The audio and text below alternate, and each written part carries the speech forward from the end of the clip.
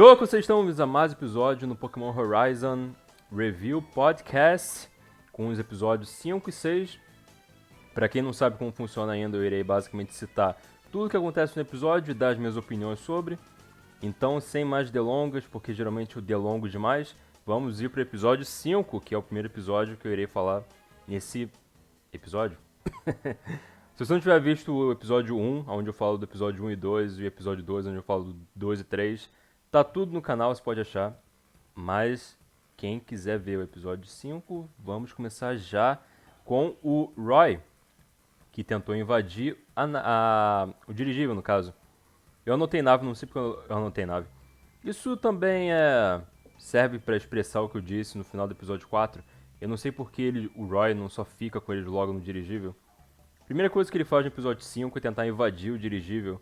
Eu até escrevi aqui que era tipo Metal Gear Roy, porque ele tenta ser super esgueiro e tal, mas ele é visto instantaneamente. E ele é eletrocutado, o que é sempre divertido de ver. E, entretanto, todo mundo cerca ele, fica tipo, é o garoto da ilha, então não tem problema. E problema não tem mesmo. Ele diz que ele quer ver o Fuecoco, porque eles têm uma conexão, yara yara yara. Então eles procurarem o Fuecoco, que infelizmente está escondido muito bem. Rola meio que um clima entre os dois protagonistas, o que é meio inevitável quando você faz um protagonista feminino e um masculino. Ele chega dizendo que ele quer ver esse rosto de novo, e a Liko fica tipo, oh meu Deus, ele está falando de mim! Aí ele diz que ele está falando do rosto do Fuecoco, e ela fica tipo, ok. Depois de eles procurarem, rola mais um clima, na verdade, porque os dois ficam conversando no dirigível e a Liko fala sobre como ela também estava nervosa antes de ter o primeiro Pokémon, só que agora ela e o gato tá tipo super conectados e tudo faz sentido pra ela. E o Roy fica tipo, quando eu tiver o Fuecoco então, tudo vai fazer sentido pra mim também. E então, ele começa a cantar a música que o Fuecoco canta e ela fica tipo, não, você vai arruinar o clima, tipo, que isso, porra? Isso é um anime de Pokémon, eu não quero ver romance de adolescente. Os dois dormem, não juntos, espero eu, e vamos pro dia seguinte, onde a gente vê a Oreo expressando sobre como ela não consegue consertar o dirigível porque tem buraco demais, ela não tem os materiais. Aí que o Roy dá a ideia de talvez pedir ajuda aos Pokémons. De que maneira um Pokémon pode ajudar a reparar um dirigível? Ninguém sabe ainda, e nem ele sabe, porque ele não teve a ideia que ele irá ter no futuro. Mas eventualmente os Pokémons vão aparecer e vão ajudar a reparar o dirigível. Então, tecnicamente, ele tinha razão. Mas eles vão falar com o avô dele primeiro. E quando eles chegam na casa do avô, o Frido ele não sabia que o avô do Roy era o sábio, do jeito que ele chama. Aliás, o ancião, melhor dizendo. O que mostra que ele não conhece muito bem esse ancião, porque o Roy é neto dele, tem tipo uns 12 anos aproximadamente. Como que ele não sabia que o ancião tinha um neto? De alguma forma ele não sabia. O Fuecoco descobre pela mulher de cabelo rosa que o Roy apareceu para procurar ele, mas não achou. E isso faz com que ele pule do dirigível para voltar para ele. Aham. Ok. Aí, enquanto eles conversam com o avô do Roy, eles têm a ideia de usar os fios do Caterpie e o Weedle para poder consertar o dirigível. E o Scyther também, porque sim, eles dizem que é para poder cortar os fios, só que acho bem improvável que eles precisassem realmente de um Scyther para fazer isso. Tesouras são uma coisa que foi inventada há um bom tempo. Eu acho que existem tesouras nesse universo, pelo menos eu espero. Os Explorers aparecem, eles comentam sobre como o dirigível não está no mesmo lugar, mas eventualmente eles acham. E o Fuecoco percebe que eles estão na praia onde o dirigível está e corre para avisar para Liko, o Roy e o Frido na casa do avô do Roy. Aqui dá a impressão de que os Explorers vão ficar super inteligentes de novo, porque caso você não tenha visto os episódios anteriores, uma das minhas maiores críticas é o quão estúpidos os inimigos são no episódio 3 e 4. Depois de terem aparentado ser inteligentes no episódio 1 e 2, e eu fico tipo, e aí, eles vão ser inteligentes de novo? Porque a Meishu fala, vocês atacam o dirigível e eu Vou focar em procurar o pingente e a garota. Eu penso, uau, os dois vão atacar o dirigível. Isso vai atrair o Fredo pro dirigível e vai deixar as crianças sozinhas e desprotegidas. É o plano perfeito. E é isso que indiretamente acontece. O Fuecoco aparece, fala, problemas, perigo, dirigível. O Fredo então fala para as crianças, fiquem aqui, é onde é seguro. E ele vai até o dirigível. Então eu penso, pô, cara, o Ameixo muito inteligente, finalmente ele vai voltar a ser inteligente, mas não, eu estava enganado. Estava terrivelmente enganado. Ele, na verdade, ao invés de procurar o pingente, ficou circulando pelo dirigível, enquanto os capangas dele atacavam e lutavam contra os outros membros do Rising Volt Tacklers. Tipo, que nome ótimo. E enquanto ele fica circulando pelo dirigível, o Fredo aparece. Fica tipo, ei, você de novo? Sim, ele de novo. A Meishu pergunta onde é que está o pingente, só que, tipo, era o seu trabalho procurar o pingente. Você disse, eu vou procurar o pingente, então o que você estava fazendo? Aí, eles começam a lutar de novo. Sim, a Meishu e o Fredo lutam pela quarta vez em 5 episódios. É duro, moleque, é duro. E a pior parte de tudo, pra mim, que quer ver o vilão principal, aparentemente, pelo menos, ser inteligente, ele decide usar o Corviknight dele pela primeira vez em batalha contra o Charizard do Fredo, o que não é uma ideia muito boa, se você quer saber minha opinião, eu imagino que seja a opinião de vocês também.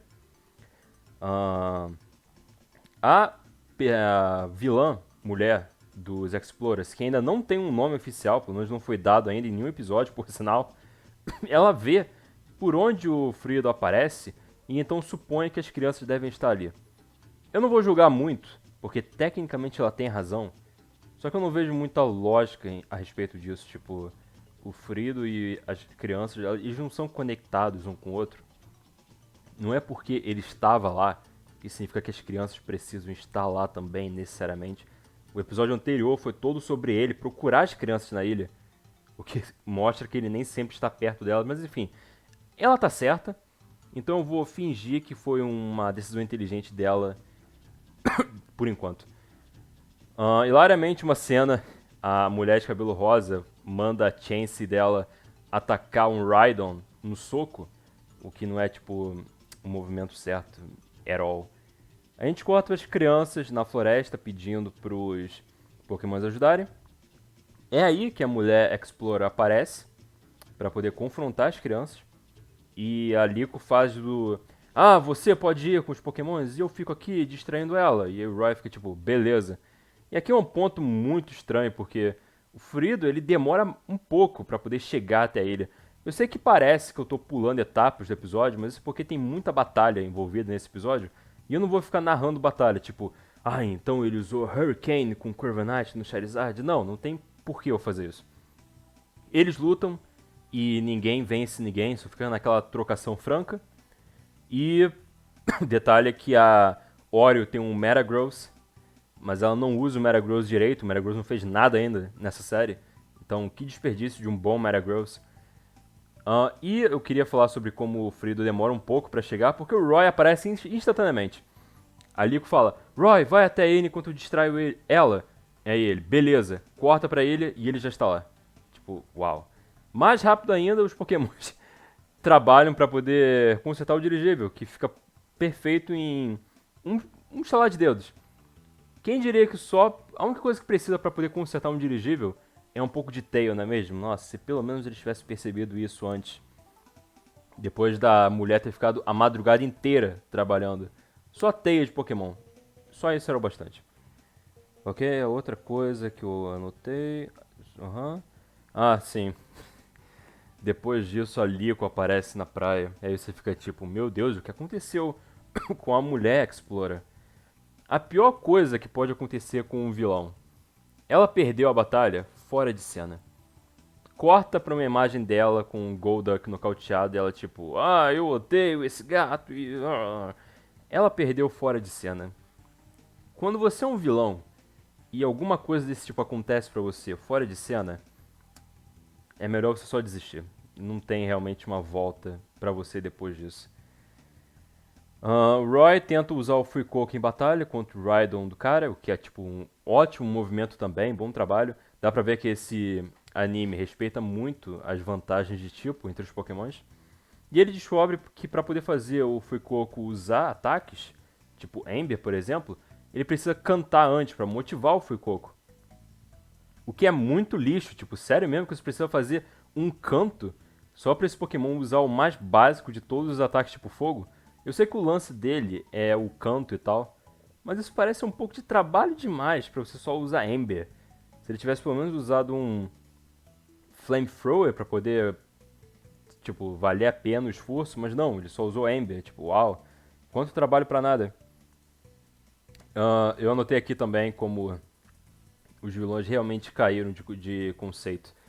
No início, eles eram tipo, meu Deus, eles são muito perigosos, você não pode deixar eles te pegarem, porque se eles te pegarem já era, eles são os Explorers, cara, eles são muito perigosos. E aqui no episódio 5 tem o Frido batalhando contra o Ameixo, e ele nem se dá o trabalho de olhar pra ele. O Frido ficou tipo distraído com o Fuecoco usando um ataque. E isso acontece duas vezes. O Ameixo até reclama, tipo, não tire os olhos de mim. Aí o Frido fica tipo, ah, cala a boca, pô, você não dá trabalho nenhum, tá ligado? Chegou nesse ponto já. Mas no final, dessa vez a segunda distração, na verdade, atrapalha ele, porque o Ameixo usa essa oportunidade para atacar a Liko, obviamente, já que só o que importa para ele é o pingente. E o episódio termina com um cliffhanger, com o Corviknight do Ameixo quase alcançando a Liko, e você fica tipo, oh meu Deus, o que será que vai acontecer? Como se tivesse alguma dúvida a esse ponto de que ele vai falhar. Tipo, esses inimigos não têm mais nenhum tipo de credibilidade, então ninguém realmente acredita que ele vai conseguir sequestrar ela ou coisa do tipo. E assim termina o episódio 5. Muita coisa acontece, e muita coisa ao mesmo tempo não acontece. Tipo, eles batalham, eles acham um jeito de consertar o dirigível é consertado, e é isso. Tipo, parece. Ah, sim. O Fuecoco também oficialmente vira o Pokémon do Roy, porque a partir do momento em que ele faz um comando pro Pokémon e ele segue o comando, é basicamente dele o Pokémon. Mas é um episódio bem mediano. Pelo menos nós tivemos algumas batalhas que nós não vimos ainda. Eu reclamei porque era sempre o Frido e o Ameixo, então eu seria meio que hipócrita se eu não elogiasse o episódio por pelo menos ter mudado um pouco. Nós tivemos a chance de ver a mulher de cabelo rosa usando a Chance em batalha, o Explora Homem lutou com o Rhydon dele um pouco com o cachorro do Murdoch, o cachorro no caso que é o Mini Rock, que eu não sei o nome de cabeça. Então nós tivemos uma diversificação de batalhas, então é meio divertido de ver, mas nada realmente impactante. Eles lutam mais para poder gastar o tempo do episódio e dar 23 minutos de episódio do que realmente para mudar alguma coisa importante. Então, pro episódio 6 agora. Ah, é verdade, tem que dar a nota. Episódio mediano, eu dou 5 de 10 para ele. Os inimigos, mais uma vez, são extremamente pouco eficazes, o que me incomoda. E alerta de spoiler, isso não vai mudar pro episódio 6, então não mantenho esperanças. Mas é um 5 de 10, pelo menos é uma melhora pro episódio 3 e 4. Agora o momento da água.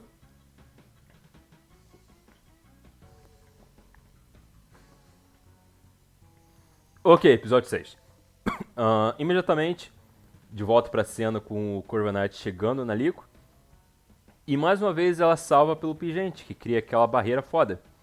Dessa vez não aparece um Pokémon, entretanto, é apenas a barreira e a bola, do Roy também brilha quando o amuleto brilha, o que mostra que os dois estão conectados. Entretanto, depois da barreira ser feita, ela é desfeita, porque a Liko não consegue ativar as coisas em comando. O pingente funciona quando ele quer, basicamente. Então eles são obrigados a enfrentar o Ameixo em um 2 contra 1. Os outros dois vilões, eles distraem o Frido, então ele não pode ajudar. E eu acho que os outros membros do Rising Volt Tacklers, eles meio que pegam no sono, porque eles não aparecem em batalha de novo. Então é as crianças contra o Ameixo em um 2 contra 1, com o Ameixo usando o Cerulide dele. E obviamente o Ameixo pelo menos ainda consegue vencer crianças, sem experiência em batalha, pelo menos isso ainda. E tem um momento inteligente do episódio em que os dois começam a ser enfraquecidos, e isso ativa as habilidades deles, o Overgrow e o Blaze, o que faz os ataques deles serem mais fortes. Isso é um bom toque, um momento inteligente do anime. Não que isso ajude muito, porque o Ember do Fuecoco ainda não faz tanto dano no Cerulide, entretanto. É aí que os artefatos brilham de novo, e dessa vez, ao invés do pingente ser o foco principal, é a bola do Roy, que brilha, e então dispara um raio de luz para o céu, e você não vai acreditar no que aparece nesse raio de luz. Na verdade você vai sim, porque você está vendo na tela nesse momento, a não ser que você não veja a tela, então não veja para poder manter o mistério. Mas o que aparece na tela, o que aparece no céu, é um fucking shiny Rayquaza, cara. Um Black Rayquaza, um Rayquaza negão. E eu ri histericamente nesse momento. Um Rayquaza shiny. Tipo, Pokémon lendário no anime Pokémon já é um bagulho que me deixa tipo, não faz isso, cara, não faz isso. Um lendário shiny, isso daí é nível, como é que é o nome? Pô, como é que é o nome? Fanfic de Pokémon isso aí é o tipo de história que um fã de Pokémon iria escrever. Então um Rayquaza shiny aparece e salva os moleques, tipo, qual é anime? Qual é? Um Rayquaza shiny? Tipo, vocês estão tão desesperados assim por audiência, a ponto de vocês colocarem um Rayquaza Shine no anime? Só Deus sabe o que aparece depois. Eu não vi os episódios futuros ainda, eu não vi nada sobre eles, tipo, nenhuma descrição. Então só Deus sabe o que mais aparece. Se um Rayquaza Black aparece, qualquer outra coisa pode aparecer. Todo mundo fica em choque, tipo, oh meu Deus, o que é isso? Eu nunca vi algo assim antes. Roy fica tipo, mas eu achei que a bola estivesse vazia, yara. O Rayquaza dropa um Draco, literalmente usa Dracometer na área, e isso faz com que os vilões recuem. Tipo, só os vilões recuam, os mocinhos ficam na areia, apesar do Draco cair neles também. O que mostra que os mocinhos são meio que mais corajosos do que os vilões, né? Tipo, não foi também uma boa situação para esses vilões. É difícil defender eles. Por alguma razão, que eu não tenho ideia de qual seja, o Rayquaza olha pra Liko e isso faz ele ir embora. Ele literalmente olha pra Liko e ele desaparece no céu. Não sei se ele desaparece no céu no sentido de que ele apenas foi embora voando e isso deu a impressão de que ele desaparece, ou se ele literalmente virou pó. Ele literalmente desaparece no céu, se desintegrando. Os personagens agem como se ele tivesse ido embora, então eu vou supor isso. Então, eles ficam tipo, uau, ele foi embora. Ainda bem, essa foi por pouco. Corta pra cena no navio com o Pato, o Mini Quaquaval, o Quaquaval Jr., Quaquaval Neto, na verdade, quebrando o rastreador dos Explorers, então eles não vão poder mais rastrear o dirigível. E eles voltam pra casa do vovô pra poder ver qual que é da bola, porque afinal de contas foi o avô do Roy que deu a bola, então ele deve ter algumas explicações, certo? Errado, ele não sabe nada sobre a bola.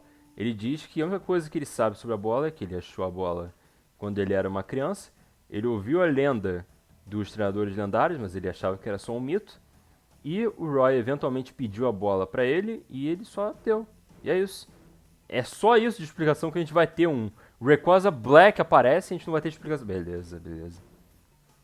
Beleza. Ok, o que mais aqui? Ok, Eles voltam pro dirigível e uau.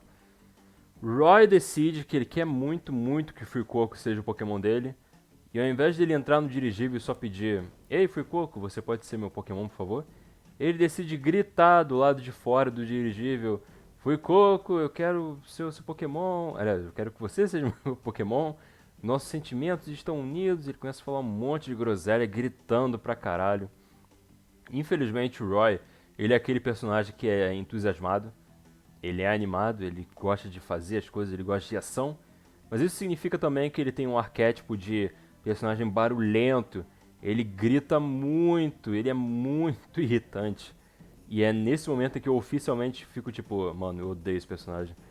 tipo, uau, a Liko é muito melhor do que ele.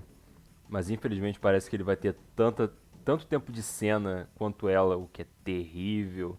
Absolutamente terrível. Eu não acho. Real, não acho que era necessário fazer isso. Mas o que que eu sei, né? Obviamente o Fuecoco aparece. Obviamente o Fuecoco dá uma bola, uma Pokébola pra ele. Ele joga a Pokébola. E obviamente o Fuecoco fica na bola. Eu digo obviamente porque a gente já viu a abertura do anime, então a gente já sabe que eles vão ficar juntos. Então tudo isso é inútil. Eu realmente não ligo pra como eles ficam juntos. Eu já sei que eles ficam juntos. Então esse não é um caso onde a a viagem é mais importante do que o destino. Não, eu já sei qual que é o destino, então vamos só direto ao assunto. E aí, só pra poder criar drama, eles ficam tipo: ah, meu Deus, agora que eles estão juntos, será que o Fuecoco vai ter que se despedir do dirigível e tal? Tipo, qual é, anime? A gente já viu a abertura, a gente já sabe que ele vai ficar no dirigível. A gente já sabe que ele tem um artefato que é super importante e combina com o artefato da protagonista.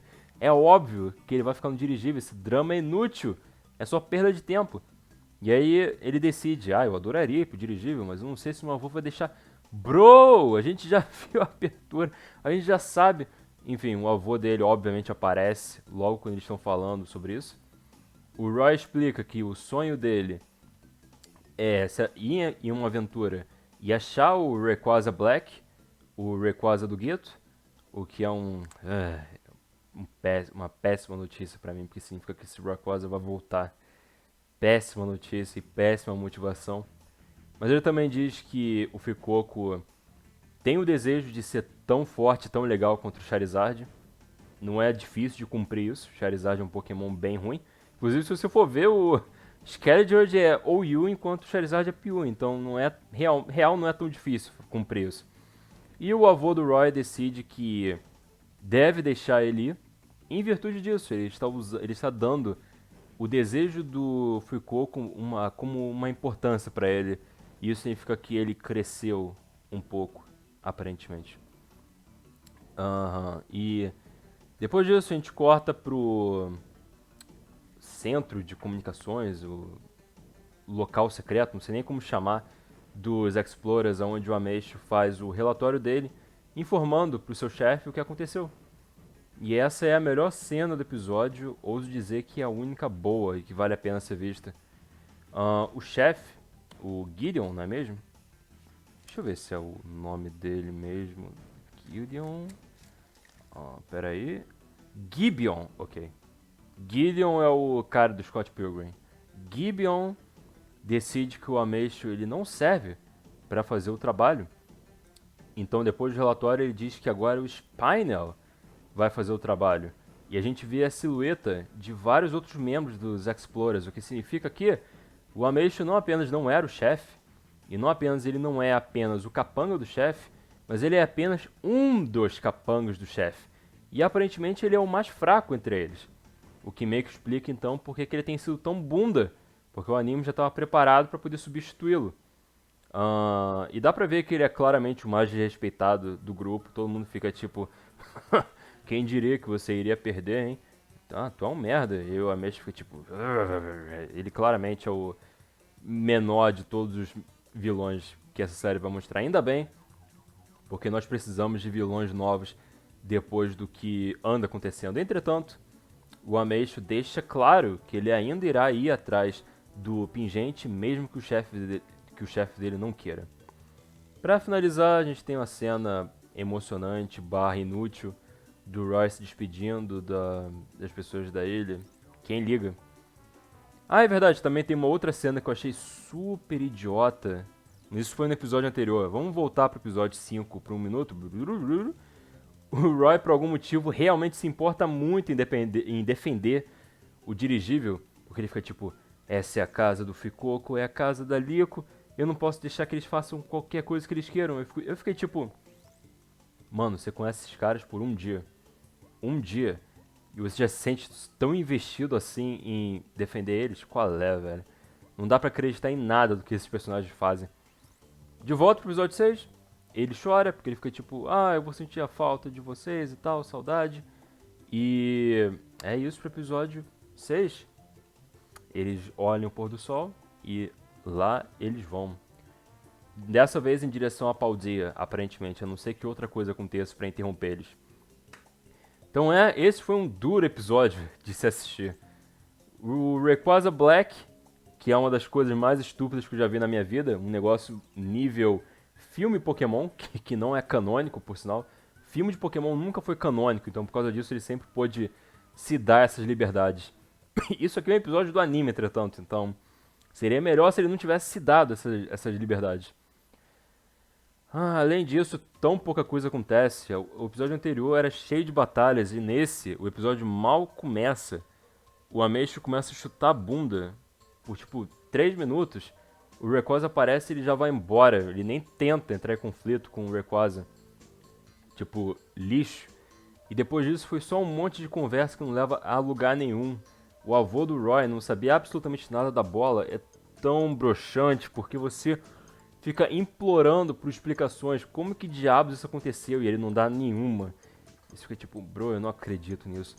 E todo o lance com o Fuecoco é uma gigantesca perda de tempo. E não é nem um pouco interessante se assistir. A única cena realmente boa do episódio é mostrando o quartel-general dos Explorers e mostrando que nós não precisamos perder a fé nesses caras, porque reforços estão chegando. Talvez eles sejam um pouco perigosos ainda, talvez. Mas eu acho que eu dou pra esse episódio um 2 de 10. Realmente não foi nem um pouco divertido de se assistir. E não foi nem um pouco bom pra trama também. Foi o mais próximo até agora de um episódio filler, se você quer saber. Teria sido até bom se fosse um episódio filler. Tipo, todos os personagens acordam e percebem que só sonharam com isso, não aconteceu de verdade. Mas... aliás, não mais. Eu ia dizer mais, tudo bem, porque não foi tão ruim quanto os episódios 3 e 4. Na verdade foi sim, é o pior episódio até agora. Jesus. Realmente espero que o episódio 7 alavanque um pouco a qualidade. A qualidade que caiu... A gente não teve um episódio nota 6 desde o episódio 2. Tipo, nota 6 pelo menos. Então... e aparentemente as pessoas que trabalham nesse anime precisam muito de dinheiro e suporte. Pelo visto a audiência não está indo bem, porque... pela primeira vez eles falaram sobre os patrocinadores do anime. E no meio do episódio ainda por cima, então... ajudem eles. Ajudem eles porque eles estão precisando. Bom... foi isso para os episódios 5 e 6 e isso para o episódio 3 do Pokémon Horizon Review Podcast. Diga para mim o que você achou do episódio nos comentários, se você tiver visto, ou o que você achou desse episódio, desse podcast nos comentários. Eles são sempre bem-vindos, eu leio todos. Então é isso, dê o like, comente essas coisas ou qualquer outra coisa. Falou!